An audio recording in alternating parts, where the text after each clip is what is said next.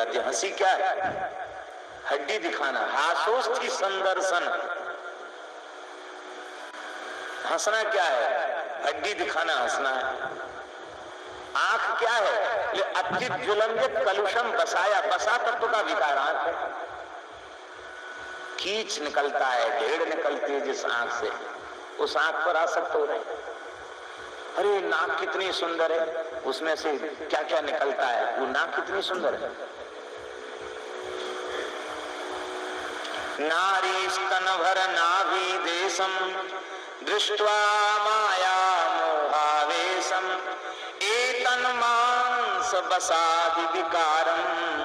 ये केवल मांस और वसा का विकार है। मनसी विचारे बारंबारम गोविंदम भज गोविंदम गोविंदम भज मूढ़मते। हमारे पूज्य महाराज जी एक कथा सुनाया करते थे। एक कोई ग्राम में भक्ता निवास करती थी। भक्तों के जीवन में विपत्तियां आती ही प्रायः। उसके सास ससुर भी समाप्त हो चुके थे, पति भी परलोक जा चुके थे, संतान कोई थी नहीं। असमय में पति भी परलोक चला गया, अकेली बच गई। लेकिन उसने हिम्मत नहीं हारी, अपने घर में रहकर अहरनिश भजन करती। एक दिन गांव का मनचिला जमींदार उधर से निकला। भजन करती हुई उस स्त्री को देखा तो उसका मन चल गया और बोला कि क्यों इतना कष्ट भोग रही हो, चलो हमारे घर में राजरानी बना के रखूंगा। वो घबरा गई, लेकिन बहुत बुद्धिमती थी। उसने विचार किया, हृदय में दया आई, करुणा आई। ये बेचारा किस अधःपतन की ओर जा रहा है, इसको शिक्षा दूं तो अच्छा है। मन ही मन भगवान का स्मरण किया और कहा कि मैं तुम्हारे यहाँ जाकर रहूंगी, इसमें तुम्हारी बहुत बदनामी होगी, मेरी भी बदनामी होगी। मैं घर में अकेली रहती हूँ, यहाँ कोई आता जाता भी नहीं है। रात्रि में तुम ही आ जाना, कल आना सूर्यास्त के बाद। आज मैं मिलने की स्थिति में नहीं। खूब नहाया धोया, बढ़िया कपड़े लत्ते पहने, सुंदर अपना श्रृंगार किया और जैसे ही उसके घर में प्रवेश किया भयंकर दुर्गंध आ रही थी। कई इतना बढ़िया घर, इसमें दुर्गंध कैसे? भीतर जाकर देखा तो वह स्त्री पड़ी हुई थी।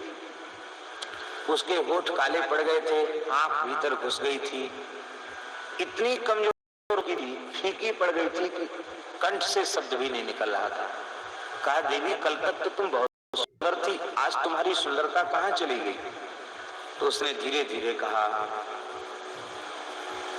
भैया महानुभाव, आप जिस सुंदरता पर आसक्त थे उस सुंदरता को मैंने अपने शरीर से अलग कर दिया है। कहाँ है वो सुंदरता कहाँ गई? कहा, मैंने उसको नाद में रखा है ढक करके, देखना चाहो तो देख लो। नाद जानते हैं? बड़ा बर्तन जो होता है उसको नाद कहते हैं। हाँ, नाद, उसमें भर के रखा है। ऊपर से एक चमकीला कपड़ा उसने उड़ाया था उसने। वो जमींदार सोचने लग गया कि रूप भी क्या कोई ऐसी चीज होती है जिसको नाद में भर के रख दिया जाए।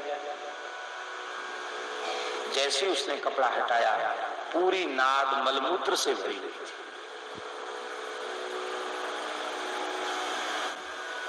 घबरा गया, ये क्या है, इसमें तो मलमूत्र है। कहा, जिस रूप पर तुम आसक्त हो रहे थे वो यही है। तुम्हारे जाने के बाद मैंने जमाल गोटा खा लिया, झूला ले लिया और उसके बाद सैकड़ों बार मुझे दस्त हुआ, लूज मोशन हुआ। और जितना लूज मोशन उतना ही मैं दवाई खाकर पानी पी लूं तो मेरे शरीर का सारा मलमूत्र निकल कर इसमें इकट्ठा है। तो कल जिस पर तुम आसक्त हो रहे थे वो मलमूत्र ही है।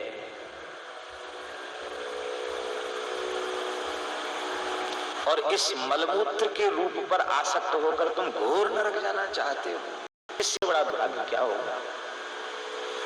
नरतन पाय विषय मन दे, पलटी सुधाते सठ विशले।